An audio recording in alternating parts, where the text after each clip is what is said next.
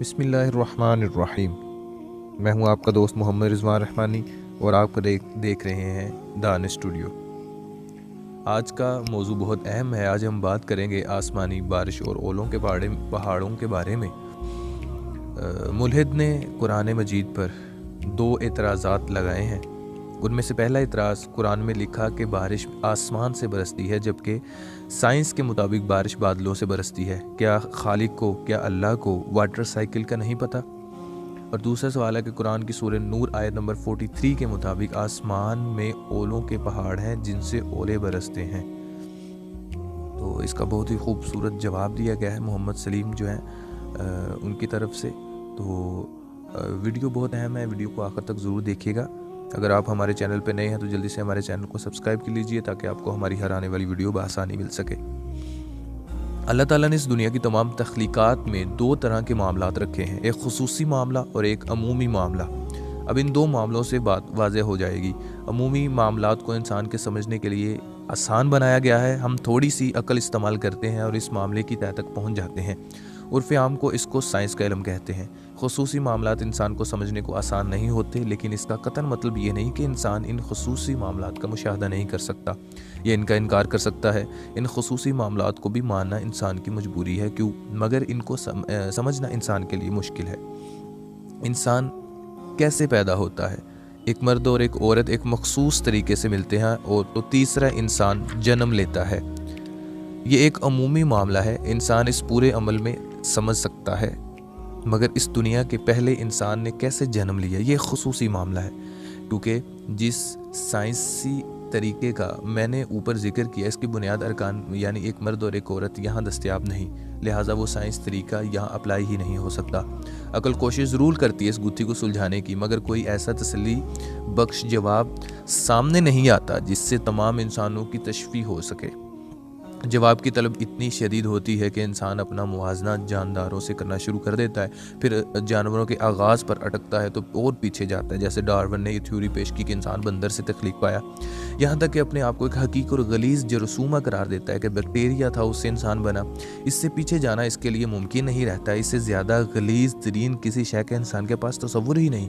खुदा के इनकार की यही सज़ा है कि दो ही रास्ते बचते हैं, या तो ईमान ले आओ कि खुदा ने पैदा किया है, अगर इस बात का मुल्हिदों ने इनकार करना है तो फिर इस गलीज़ तरीन सतह तक गिर जाओ जहाँ तक तुम्हारी सोच गिरी हुई है, और अगर फिर भी जवाब ना मिले तो लानत है तुम्हारी ज़िंदगी पे। अब यहाँ पे बात करते हैं कि बारिश कैसे होती है। जो साइंस बताती है कि सूरज अपनी तपिश समुद्र पर बरसाता है, पानी आबी बुखारात में तब्दील होकर बादलों में तब्दील हो जाता है और इन बादलों को चलाती हैं हवाएँ, और किसी और इलाके में जाकर ये ज़मीन पानी के बासियों के इस्तेमाल के लिए इन पर बरसा देता है। और इस्तेमाल शुदा पानी चूँकि दोबारा फ़िल्टर किए हुए बगैर पानी इस्तेमाल नहीं किया जा सकता, लिहाजा दोबारा सूरज की तपिश इसको उठा लेती है और दोबारा बादल बनते हैं, फिर हवा इनको चला के ले जाती है और वो बरसते हैं। इसको साइंसी ज़ुबान में वाटर साइकिल कहा जाता है। ये है अमूमी मामला। अब हम बात करेंगे खुसूसी मामले की। मगर जब ये दुनिया तख्लीक हुई तो पहली बार दुनिया में पानी कहाँ से आया था? अब ये मामला है, क्योंकि अब बारिश बादलों से नहीं बरस सकती। अब कहाँ से होगी ये बारिश? ये है इसके एतराज़ के असल जो मुल्हिदों ने किया। ऐसा नहीं है कि कुरान में वाटर साइकिल वाली आयात ना देखें, मगर मुनाफिकत कहते हैं कि खुदा को नहीं पता कि बारिश बादलों से बरसती है। सवाल ये है कि अगर खुदा को पता नहीं तो कुरान में वाटर साइकिल से मुतल्लिक आयात अल्लाह ने क्यों उतारी हैं? कुरान में तो दोनों मामलात बयान हुए हैं, अमूमी भी और खुसूसी भी। कुरान में बच्चा पैदा करने के तमाम मराहल इसी तरतीब से बयान किए गए हैं जिस तरतीब से आज साइंस हमें बताती है, मगर अल्लाह ने वो भी बयान किया जब ये तरतीब नहीं थी, जब मर्द और औरत नहीं थी, जैसे कि आदम अलैहिस्सलाम को पैदा करना और ईसा अलैहिस्सलाम को पैदा करना। कुरान की जितनी भी आयात में इब्तदाई बारिश का जिक्र आया है, इनमें बादलों की जगह आसमान से बारिश बरसने का जिक्र आया है, जिस पर मुल्हिदों ने बगैर ये देखे कि यहाँ ज़मीन की तख्लीक के बाद होने वाली बारिश का जिक्र हो रहा है, इतराज़ जड़ दिया कि खालिक को नहीं पता कि बारिश बादलों से होती है। खालिक को तो पता है, मगर ज़मीन पर जब सिरे से पानी ही नहीं था तो बादल किस चीज़ से बनेंगे, ये बताएंगे। सूरह बकरा में अल्लाह फरमाते हैं, जिसने तुम्हारे लिए ज़मीन को बछौना, आसमान को छत बनाया, आसमान से मीना बरसाकर तुम्हारे खाने के लिए अनवा अक़साम के मेवे पैदा किए, बस किसी को खुदा का हमसर ना बनाओ और तुम जानते हो। ये सूरह बकरा की आयत नंबर 22 है। तो यहाँ पर इस चीज़ को वाज़ेह कर लिया जाता है कि जब आप जिस वाटर साइकिल की बात कर रहे हैं कि पानी ज़मीन पर होता है, सूरज की तपिश पड़ती है, तो जब ज़मीन पर पानी था ही नहीं फिर पानी से कहाँ से आया। फिर इनके बहुत सारे जो है ना वो अटकल पच्चू जो लगाने की कोशिश करते हैं और ये बताने की कोशिश करते हैं अपनी अपनी बातों से कि पानी फिर ज़मीन पे कहाँ से आया ये बताने। लेकिन उसका अगर कंफर्म जवाब पूछा जाए तो उसके बारे में फिनोमेना ऑफ द नेचर ये हम नहीं जानते, साइंस के पास ये जवाब है। तो जब ज़मीन पर पानी था ही नहीं तो कौन सा सूरज, कौन सा समुंदर, कौन सा आबी बुखारात और कौन से बादल और कौन सी बारिशें। आप कभी किसी साइंसदान से पूछ कर तो देखिए कि ज़मीन की तख्लीक के बाद पहली बार यहाँ पानी कहाँ से आया। 1000 साइंसदानों से पूछिए और 1000 मुख्तलिफ जवाब लीजिए।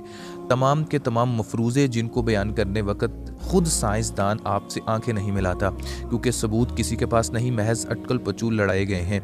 किसी को लगता है कि ये ज़मीन पानी समेत ही पैदा हो गई है और किसी का ये ख्याल है कि ये पानी सियारों से आया था। कोई कहता है कि कुछ पानी यहाँ मौजूद था, कुछ दूसरे सियारों से आया था। कुछ कहते हैं कि वाटर क्रिस्टल्स की शक्ल में पानी यहाँ मौजूद था जो बाद में पानी की शक्ल इख्तियार कर गया। गर्ज जितने मुंह उतने नज़रिए, हमाकत दर हमाकत दर हमाकत। साइंसदान कोई भी हो इस वक्त तक अक्लमंद लगता है जब तक आपको इससे दुनिया में मौजूद चलते हुए निज़ामों की तोजी पूछते रहें।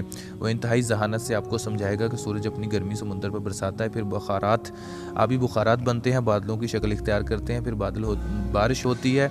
ये है फ़ख्र गुरूर से सीना इतना उनका बढ़ जाता है ये जवाब देते हुए। फिर आप इनसे पूछिए कि इन चलते हुए निज़ामों का आगाज़ कहाँ से हुआ।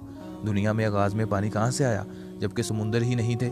इसके बाद इनका मुंह देखिए, गुरूर काफूर हो जाएगा, फूला हुआ सीना अचानक पिचक जाएगा, आंखें झुक जाएंगी और एक अहमकाना सी मनगढ़ंत कहानी जो ज़ुबान बयान करने शुरू कर देगी जिसको सुनाने वाले का खुद इस पर यकीन नहीं होता। ये तमाम लतीफ़े नुमा कहानियाँ हो सकती हैं से शुरू होकर हो सकता है पर ख़त्म हो जाती हैं। अल्लाह के लिए ये भी ज़रूरी नहीं कि वो सिर्फ तदा में ही ये मौजज़ात इंसान को दिखाए। इस दुनिया को साइंसी तरीके से चलाना महज इंसान को समझाने के लिए है, वरना अल्लाह की कोई ऐसी मजबूरी नहीं। रोज़ाना जितने बच्चे मर्द और औरतों की मुबाशरत के नतीजे में पैदा होते हैं, इतने ही बच्चे मौजज़ाती तरीके से भी पैदा हो सकते हैं। अल्लाह ताला के लिए ये मुश्किल नहीं कि तमाम इंसान को मिसले आदम पैदा करता चला जाए या मिसले ईसा अलैहिस्सलाम के पैदा करता चला जाए, मगर फिर इंसान दीवारों पर टकरे मारेगा जब इसको अपनी ही पैदाइश समझ में नहीं आएगी। हम मिलेंगे इंशाल्लाह आपसे ऐसी ही नेक्स्ट वीडियो में, अच्छी सी वीडियो में। तब तक के लिए अपने इर्द गिर्द नवा के साथियों का खास ख्याल रखें। अस्सलाम वालेकुम वरहमतुल्लाह। अल्लाह।